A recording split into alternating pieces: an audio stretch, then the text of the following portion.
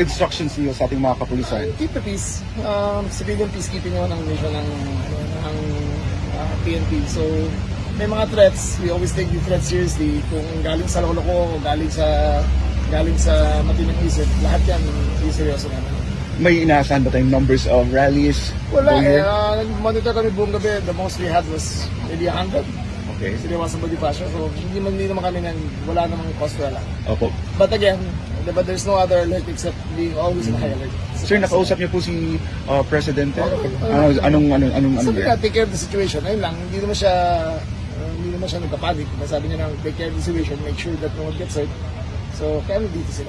Your message to the rally, sir? Especially kay Representative Kiko. Everybody has a right to air their grievances. Pero hindi kami papayag sa anarchy, hindi kami papayag sa violence.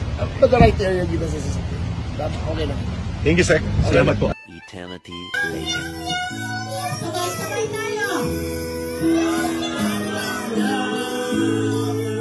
Ladies and gentlemen, Congressman Kiko Garcia!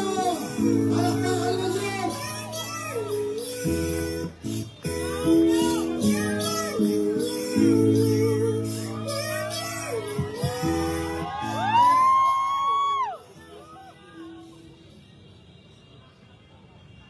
Ayan, kuya.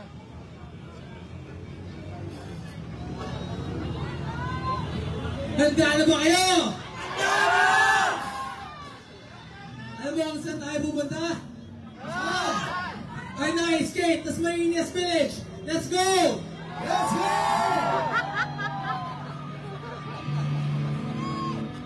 Yung nakakapunta ng Dasmariñas Village, doon na tayo magkikita-kita. Sa Dasmariñas! Kakampi natin mga negosyante! Hayaan natin yung negosyante!